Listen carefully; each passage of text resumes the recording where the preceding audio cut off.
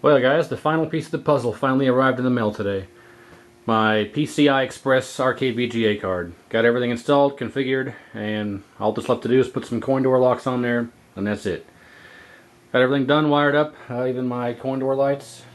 So that's all done, and like I said before, the run buttons and the control panel and everything. So everything's done.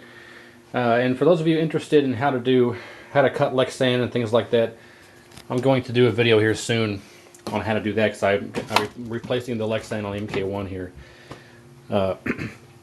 Before I had plexiglass on here and it was kind of cracked around the joystick areas and cracked around the start button, so I'm going to do some Lexan, so stay tuned for that here coming up soon on how to do that. But for now, we're going to talk about the project here, all complete. Like I say, I have to get some coin door locks, but otherwise 100% done. Monitor looks great. I can't say enough about those guys that run that arcade VGA stuff, ultimark.com. Great stuff they got. And we all know what kind of condition and shape the cabinet's in. So, let me fire it up here. And I actually mounted the volume control right here. This is the fader, which isn't going to be moved. And then this over here is the volume. And then the IPAC's right there, then a keyboard, mouse, and of course all the wiring for the buttons and whatnot. So only time I'll have to open up the open up the control panels if I want to quit Maximus or if I want to adjust the volume. Otherwise everything else I can just do with the control panel. So let me start it up here. It does start up with Windows, but I escaped out so I can start it up and run the startup vid.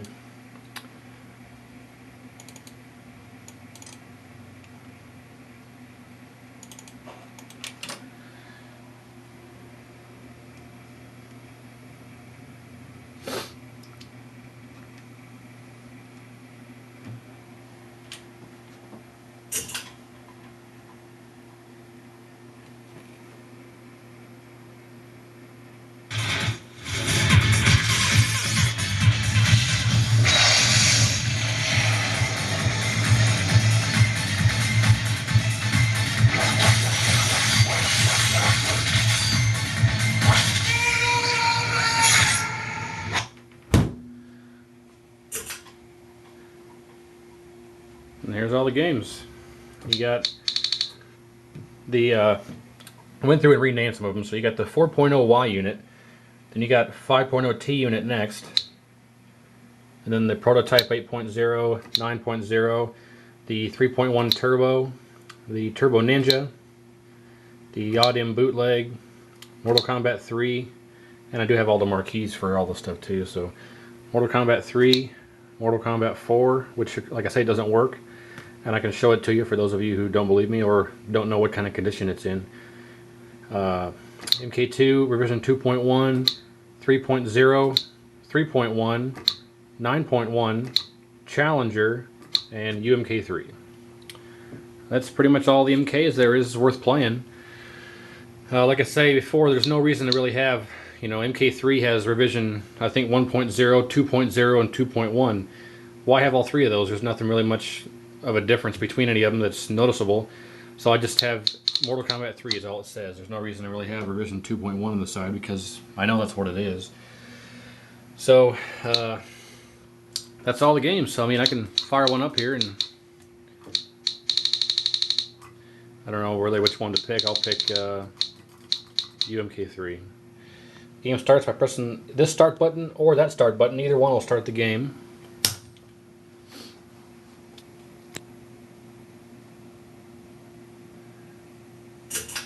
Get a better idea what the screen looks like.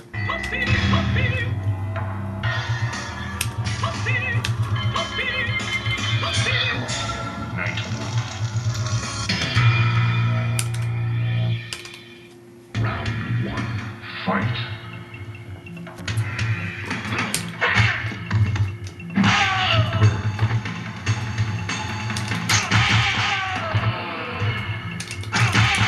Well done.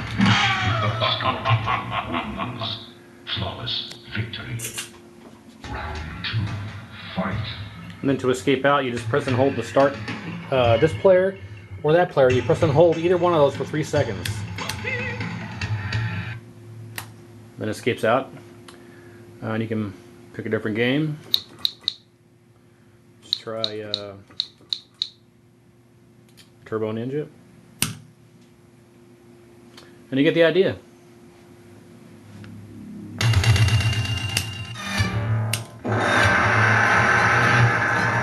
Sonya. Fight.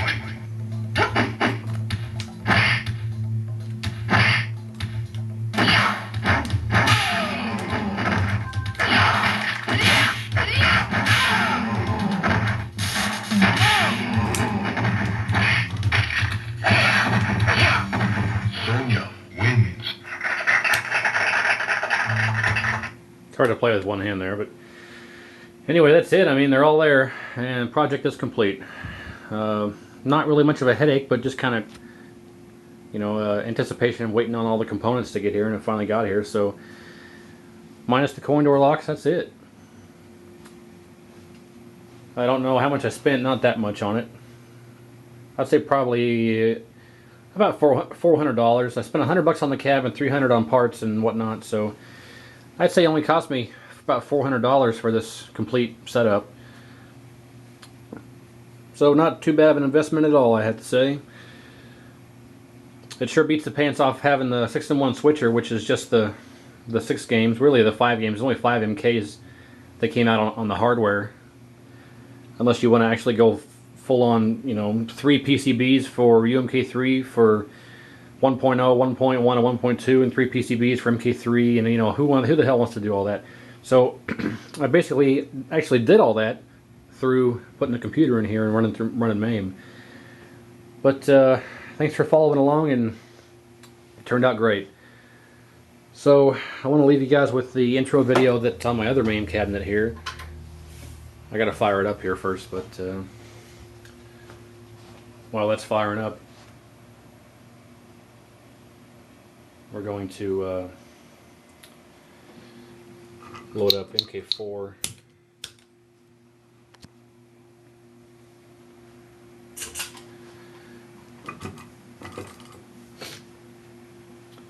And those of you who haven't loaded this up will see what's going on with it. And those of you who have loaded it up already know what's going on.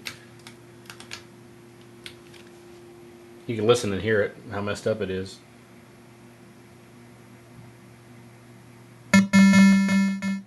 Yeah, it's not playable.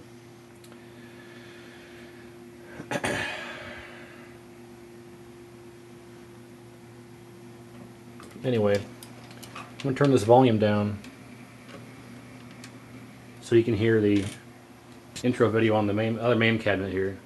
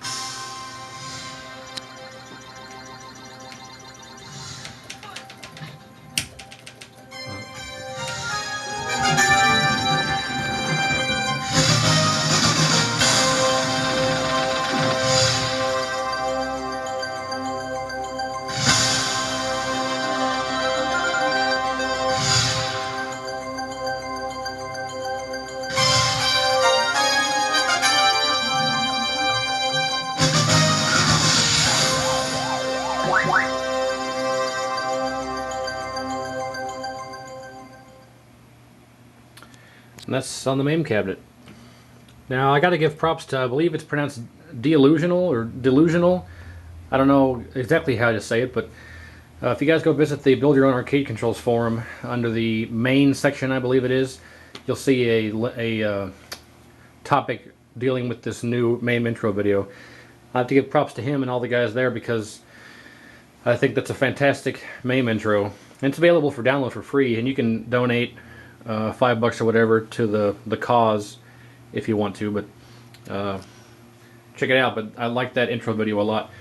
But I got about a minute here. I'm going to talk about MK4. You can see how slow and choppy it is. I'm going to raise the volume back up.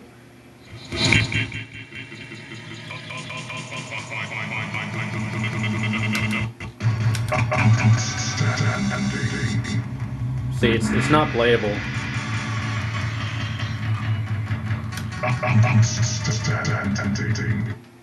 So don't even waste your time. It's not.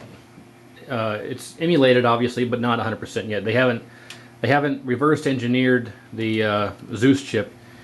And for those of you curious about my computer's parameters here, let me see if I can do it before the time's over. AMD Sempron 3000 plus processor, 1.8 gigahertz, and 768 megs of RAM. It's actually 1 gig of RAM. I have 1 gig of RAM in here, but the video card takes up, I think, 256, so it's roughly a gig. But anyway, thanks for watching. See you next time.